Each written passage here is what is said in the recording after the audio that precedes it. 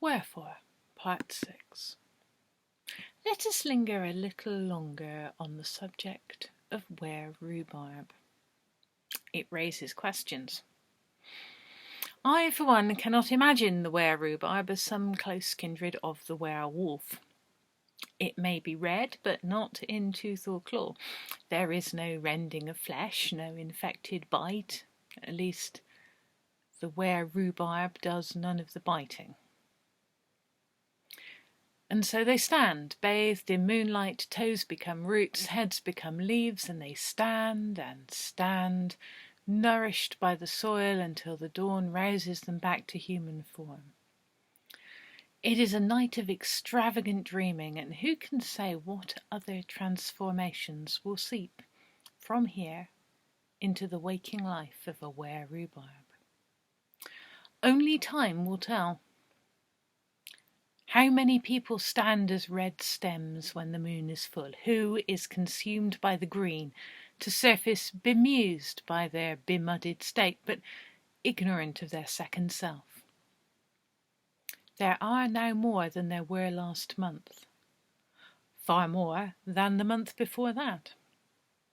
If we follow the roots back, will we find the original wererhubarb?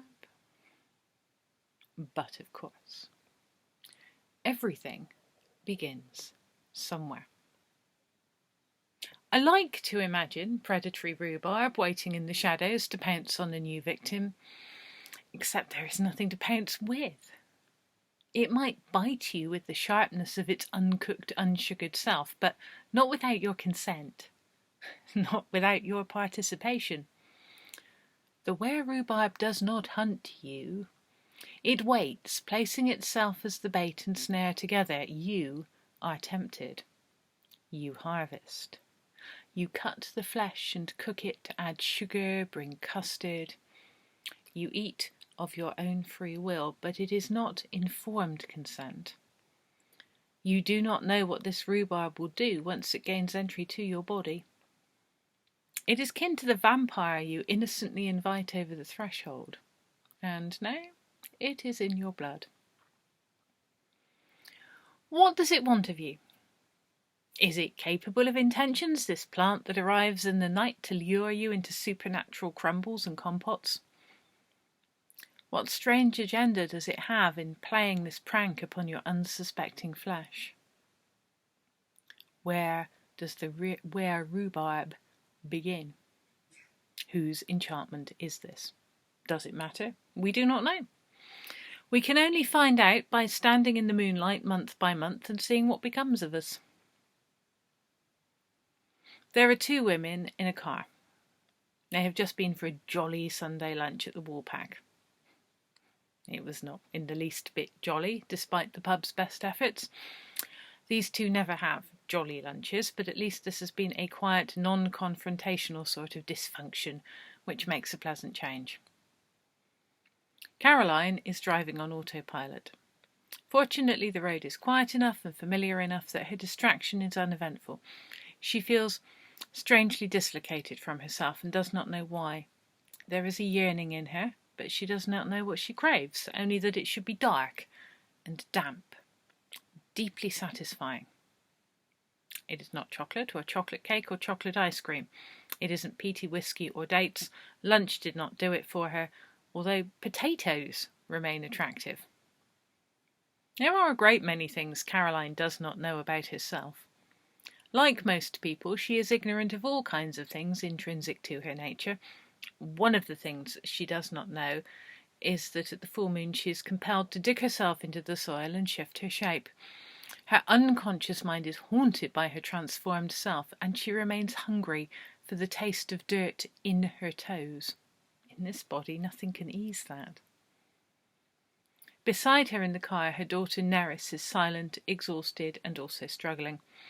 Nerys is not a wererhubarb. There is no consolation of the soil for her. She hates going out for lunch.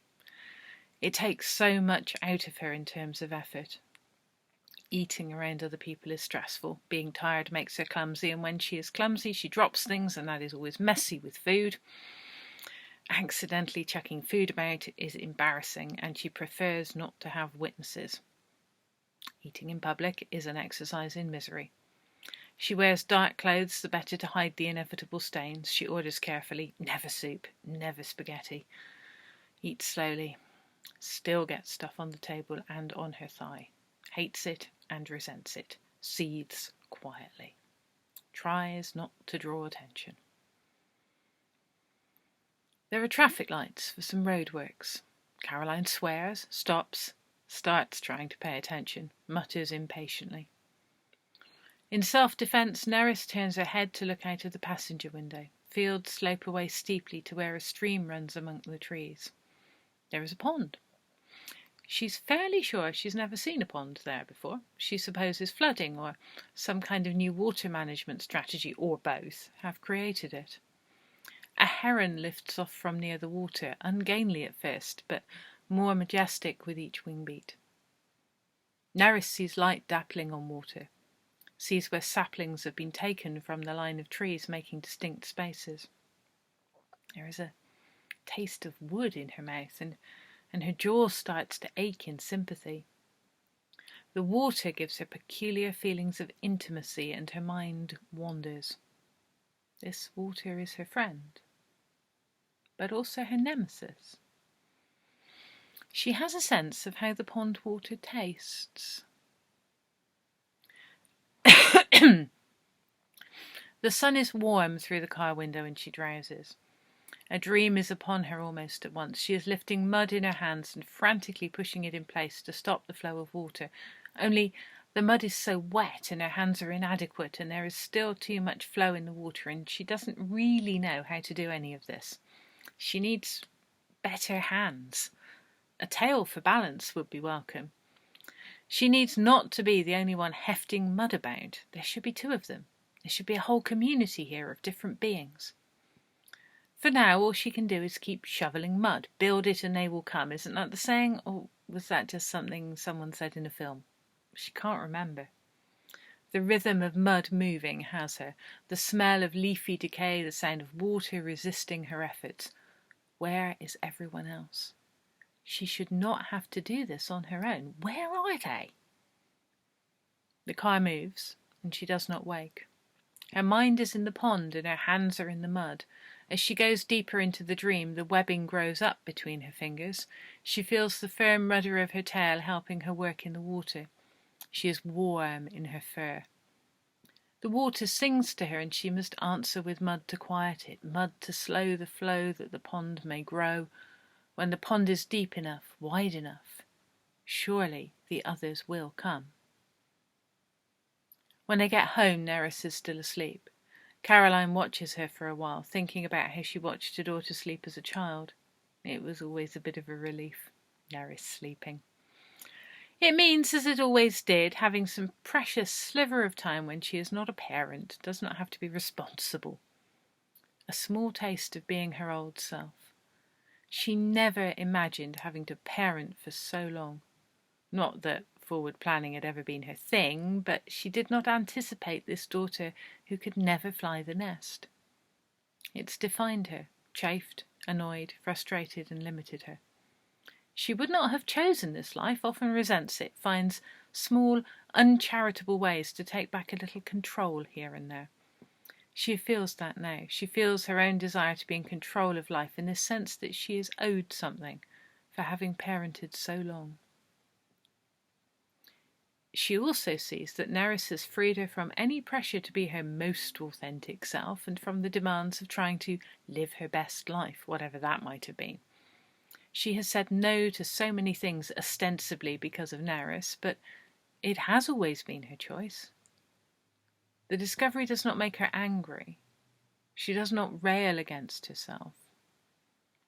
There is something patient inside her, bittersweet and accepting. Her grown daughter can be left to sleep in the car. No one will steal her.